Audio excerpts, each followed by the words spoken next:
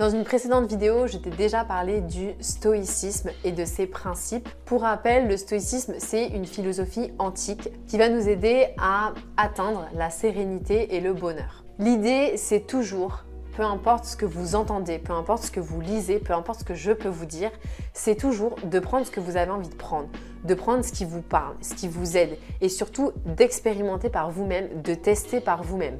Aujourd'hui, j'ai envie de vous partager justement des étapes pour réussir à mieux surmonter les obstacles que vous allez vivre dans votre vie grâce au stoïcisme. Mais encore une fois, je ne détiens pas la vérité. Vous avez le droit d'être contre, vous avez le droit de vous dire que non, vous, ça ne vous parle pas. Encore une fois, chacun fait son propre chemin et c'est vraiment, je pense, hyper important de bien intégrer ça. Vous avez le droit de tout tester, de tout expérimenter et de vous faire votre propre avis. Marc Aurèle, qui était un empereur romain et stoïcien, a dit « Une entrave à l'action favorise l'action. Ce qui se trouve sur le chemin devient le chemin. » En gros, c'est vraiment l'idée d'utiliser nos obstacles à notre avantage. De comprendre que nos obstacles en fait font partie de la vie, ils font partie de l'évolution. Au même titre que je dis tout le temps que les échecs ne sont pas des échecs, mais sont simplement des apprentissages, sont simplement des marches à gravir pour continuer d'évoluer, les obstacles, c'est exactement la même chose. C'est vraiment là pour nous aider sans cesse à évoluer, à travailler sur certaines choses, même si, bien sûr, au moment, on ne le voit pas forcément comme ça. Le stoïcisme, c'est vraiment une discipline d'action. C'est vraiment ce qui va nous aider à surmonter les obstacles, à les voir en fait comme des challenges et surtout à les aborder avec calme, sérénité et confiance. C'est l'idée que chaque obstacle est une opportunité pour nous aider à travailler une vertu. Ça peut être la sagesse, la tempérance, le courage, l'espoir, la curiosité, l'amour, la gratitude. Bref, tu l'auras compris, c'est vraiment cette idée de venir travailler certaines faiblesses, certaines forces qu'on peut avoir, certaines qualités ou pas. En tout cas, c'est l'idée d'en tirer quelque chose. Ryan Holiday, dans son livre L'obstacle et le chemin, traite justement de l'art de transformer ces obstacles en victoire. Et c'est justement de ça dont je veux te parler.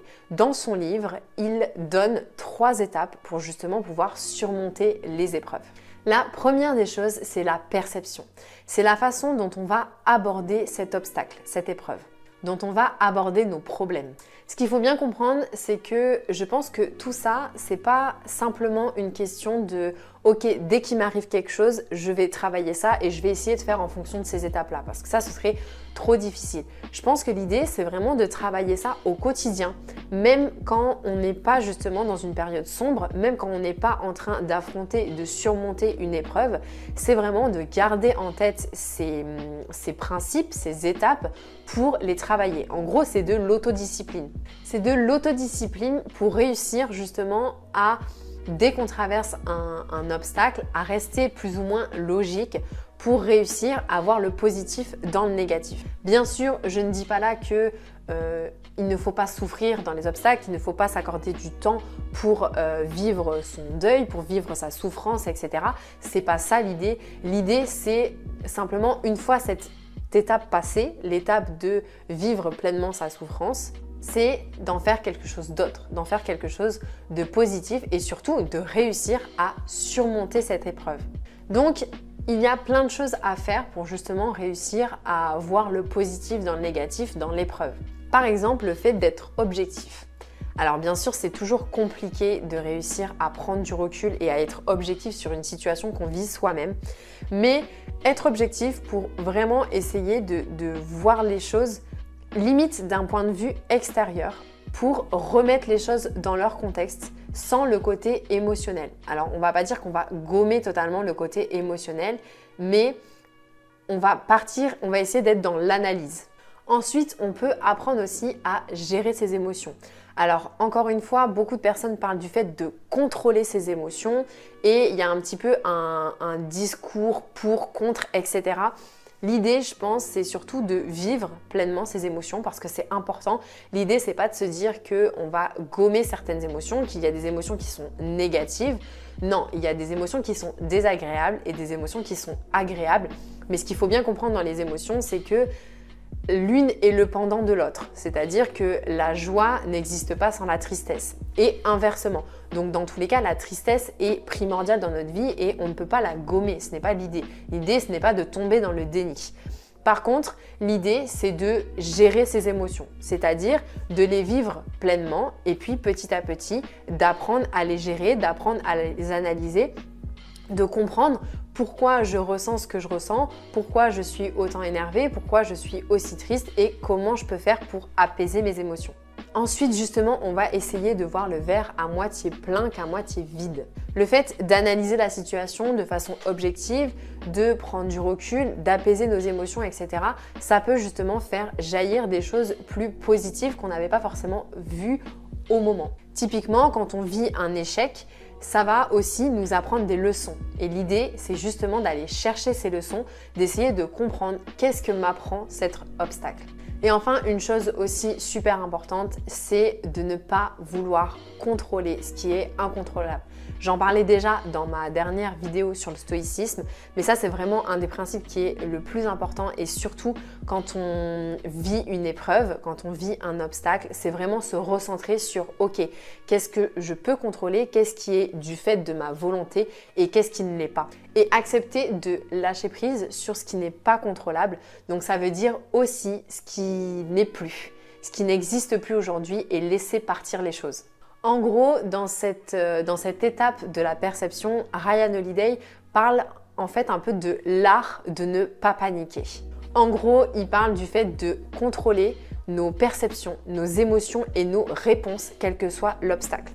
Alors moi, j'émettrais un petit peu un bémol parce que comme je le disais avant, le mot contrôler, c'est un petit peu controversé. On ne sait pas trop ce que ça veut dire. On ne sait pas trop si justement ça veut dire être un petit peu dans le contrôle alors que finalement, je prends le fait de lâcher prise. Je pense que plutôt que de vouloir contrôler à tout prix, l'idée, c'est simplement de remettre en question. Remettre en question nos perceptions quand on voit les choses négativement alors que finalement il y a peut-être du positif, il y a des leçons à aller chercher. Remettre en question nos émotions parce que nos émotions sont aussi en fonction de notre réalité, de notre interprétation de la chose. Et là où quelqu'un pourrait être triste, une autre personne peut être soulagée, voire même heureuse. Et bien sûr, la remise en question de nos réponses, puisque forcément, on répond, on réagit en fonction de nos interprétations, de nos émotions, de notre perception. La deuxième des choses dont nous parle Ryan Holiday pour surmonter nos obstacles, c'est l'action. Quand il parle d'action, il parle de l'énergie et de la créativité qu'on va déployer pour justement transformer nos obstacles en opportunités. En gros, c'est vraiment l'idée de faire des actions orientées vers l'accomplissement de notre but, l'accomplissement de soi. En fait, selon le stoïcisme, tu as le droit de prendre le temps de t'apitoyer sur ton sort, de te dire « waouh, genre là quand même c'est un coup dur », mais il faut que tu le fasses vite. Il ne faut pas que tu passes en fait des semaines et des semaines et des semaines et des semaines à t'apitoyer sur ton sort. Alors bien sûr, encore une fois, nuance, ça dépend de ce que tu vis, ça dépend, il y a des événements plus durs que d'autres, il y a des échecs plus durs que d'autres, il y a des épreuves plus difficiles à surmonter que d'autres, donc c'est vraiment à toi de juger le temps nécessaire dont tu as besoin et ton propre rythme pour surmonter cet obstacle. Mais l'idée, en gros, c'est ça, c'est tu as le temps de te replier sur toi, de te regarder toi et de vivre ta souffrance. Mais à un moment donné, il faut dire stop, je reprends mon pouvoir, je reprends ma vie en main et je vois les choses de façon positive et j'avance. En gros, c'est vraiment cette idée que ta résilience dépend de toi. La résilience, c'est vraiment le fait d'accueillir ces obstacles avec énergie, avec persévérance et de réussir à les surmonter. Enfin, la troisième des choses pour surmonter ces épreuves, surmonter ces obstacles, c'est la volonté. Ryan Holiday nous parle justement du fait de maintenir une volonté pour mieux gérer l'échec et la difficulté. Et donc ça passe forcément par ce dont je parlais avant, arrêter de croire que nous pouvons tout contrôler.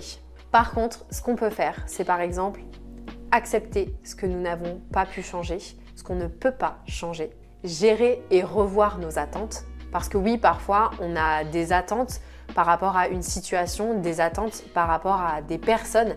Mais finalement, justement, comme on ne peut pas contrôler ces situations, comme on ne peut pas contrôler ces personnes, eh bien, la seule chose à faire finalement, c'est de revoir nos attentes. Par exemple, je peux avoir cette attente de vivre un petit peu le couple parfait, d'être le couple parfait avec une personne, mais finalement, je ne peux pas contrôler cette personne. Et si avec cette personne, ça ne matche pas, si finalement je ne suis pas compatible, si finalement je n'arrive pas à évoluer avec cette personne ou cette personne n'arrive pas à évoluer avec moi, eh bien, ce n'est pas la personne qu'il faut vouloir changer, mais c'est l'attente qu'il faut revoir. C'est vraiment de se dire, eh bien, en fait, je ne peux pas être le couple parfait avec cette personne. Je ne peux pas être le couple que j'aurais aimé être avec cette personne. Et donc forcément, là, la question qui se pose, c'est est-ce que ma vision du couple est plus importante que cette personne ou est-ce que cette personne est plus importante que ma vision du couple? Et du coup, est-ce que je me sépare de cette personne ou est-ce que je m'éloigne de cette personne ou est-ce que je revois ma vision ou est-ce que je suis prête à vivre un couple différent ou pas? Et là, on revient bien évidemment à mes besoins, mes valeurs, qui je suis moi et qu'est-ce que je choisis, qu'est-ce qui est le mieux pour moi. Donc bien sûr, quand on parle du fait d'arrêter de vouloir tout contrôler, ça sous-tend aussi le fait de se protéger et de se préserver. Parce que forcément, si on est dans un combat permanent pour changer l'autre, pour changer la situation, etc., et pour vouloir contrôler ce qu'on ne peut pas contrôler, ça ne peut engendrer que de la souffrance. Donc lâcher prise, c'est vraiment cette idée de se préserver et de se protéger finalement. Et finalement, ce qu'on peut également faire, c'est apprendre à aimer notre destin. Apprendre à aimer les étapes de notre vie, qu'elles soient positives ou négatives, ou finalement, puisque c'est ça le but de cette vidéo, c'est de comprendre que tout est positif, ou du moins tout est là pour nous aider à avancer. Donc c'est vraiment de se dire, en fait, j'accueille tout ce qui m'arrive et j'accueille tout ce qui se passe. J'apprends à aimer ma vie dans son ensemble. J'apprends à aimer mon destin dans son ensemble, même si ça me fait souffrir. Voilà, c'est tout pour moi aujourd'hui. J'espère que cette vidéo t'a plu, qu'elle a pu t'aider ou t'éclairer. Si c'est le cas, n'hésite pas à mettre un petit like ou un petit commentaire. Et si tu ne veux pas louper les autres vidéos, n'hésite pas à t'abonner à ma chaîne. Et si toi aussi tu veux changer ta vie, tu peux télécharger mon e-book gratuit 10 conseils pour enfin trouver ma place et vivre une vie qui me ressemble directement en lien dans ma bio. Bye bye.